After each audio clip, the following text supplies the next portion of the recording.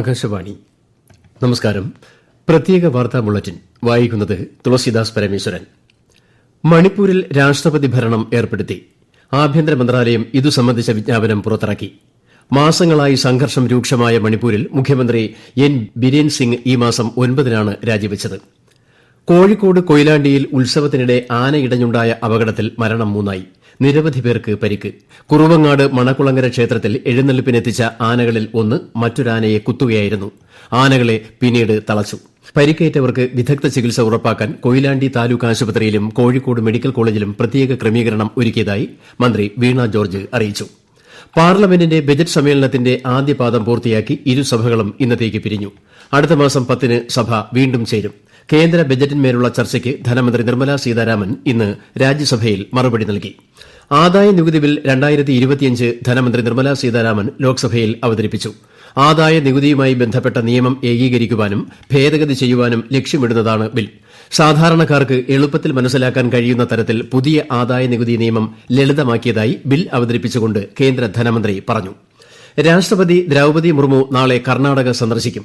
നാളെ ബംഗളൂരുവിൽ art of living സംഘടിപ്പിക്കുന്ന 10ാമത് അന്താരാഷ്ട്ര വനിതാ സമ്മേളനത്തിന്റെ ഉദ്ഘാടന ചടങ്ങിൽ ശ്രീമതി മുർമു പങ്കെടുക്കും. തുടർന്ന് ഝാർഖണ്ഡ് സന്ദർശിക്കുന്ന രാഷ്ട്രപതി മറ്റന്നാൾ റാഞ്ചിയിലെ ബിർള ഇൻസ്റ്റിറ്റ്യൂട്ട് ഓഫ് ടെക്നോളജി മേസ്രയുടെ പ്ലാറ്റിനം ജൂബിലി ആഘോഷങ്ങളിൽ സംബന്ധിക്കും. ദ്വിരാഷ്ട്ര സന്ദർശനത്തിന്റെ 2ാം പാദത്തിൽ അമേരിക്കയിലെത്തിയ പ്രധാനമന്ത്രി നരേന്ദ്രമോദി അമേരിക്കൻ പ്രസിഡന്റുമായി ഉഭയകക്ഷി ചർച്ച നടത്തും.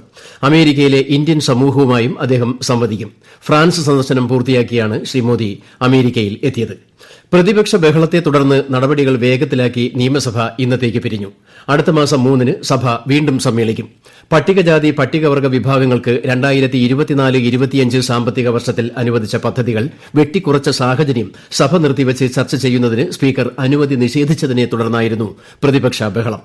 പ്രയാഗ്രാജിലെ മഹാകുംഭമേളയെ സംബന്ധിച്ച് തെറ്റായ വിവരങ്ങൾ പ്രചരിപ്പിക്കുന്നതിനെതിരെ ഉത്തർപ്രദേശ് പോലീസ് കർശന നടപടികൾ സ്വീകരിക്കാൻ തീരുമാനിച്ചു. മേളയെക്കുറിച്ച് വ്യാജവാർത്തകൾ പ്രചരിപ്പിക്കുന്ന സോഷ്യൽ മീഡിയ അക്കൌണ്ടുകൾ കണ്ടെത്തി നടപടി സ്വീകരിക്കുമെന്ന് director general of police Prashant Kumar പറഞ്ഞു. കുംഭമേളയുമായി ബന്ധപ്പെട്ട് വ്യാജവാർത്തകൾ പ്രചരിപ്പിച്ച 7 സോഷ്യൽ മീഡിയ അക്കൌണ്ടുകൾ UP പോലീസ് കണ്ടെത്തിയിട്ടുണ്ട്. മനുഷ്യ വന്യജീവി സംഘർഷം ലഘൂകരിക്കുന്നതിന്റെ ഭാഗമായി വനാതിർത്തി പ്രദേശങ്ങളിൽ ഡ്രോൺ നിരീക്ഷണം ഏർപ്പെടുത്താൻ വനം വകുപ്പ് നടപടി സ്വീകരിക്കും. Chief wild life warden Pramod G കൃഷ്ണന്റെ അധ്യക്ഷതയിൽ ചേർന്ന ഉദ്യോഗതല യോഗത്തിലാണ് തീരുമാനം.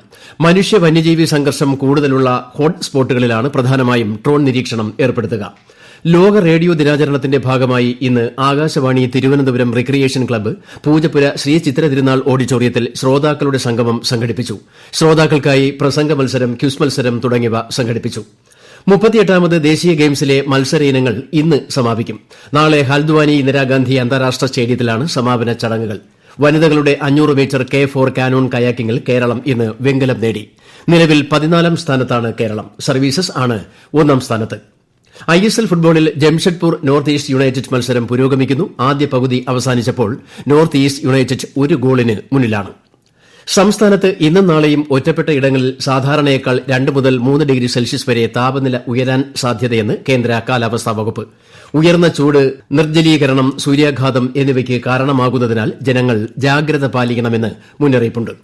പകുതി വിലയ്ക്ക് ഇരുചക്ര വാഹനങ്ങളും ഗൃഹോപകരണങ്ങളും വാഗ്ദാനം ചെയ്ത് തട്ടിപ്പ് നടത്തിയ സംഭവത്തെക്കുറിച്ച് കണ്ണൂരിൽ പോലീസ് പരാതി സ്വീകരിക്കുന്നില്ലെന്ന് തട്ടിപ്പിന് ഇരയായവർ വാർത്താസമ്മേളനത്തിൽ അറിയിച്ചു.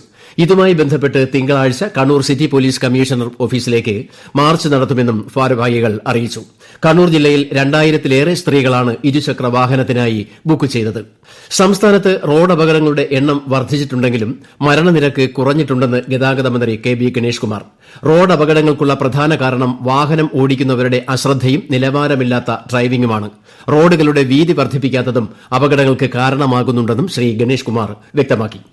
സംസ്ഥാന സർക്കാരിന്റെ വിജ്ഞാന കേരളം പദ്ധതിക്ക് തുടക്കം കുറിച്ചുകൊണ്ട് ആലപ്പുഴ ST കോളേജിൽ നടക്കുന്ന വിജ്ഞാനം ആലപ്പുഴ മെഗാ തൊഴിൽമേള മറ്റന്നാൾ മുഖ്യമന്ത്രി പിണറായി വിജയൻ ഓൺലൈനായി ഉദ്ഘാടനം ചെയ്യും.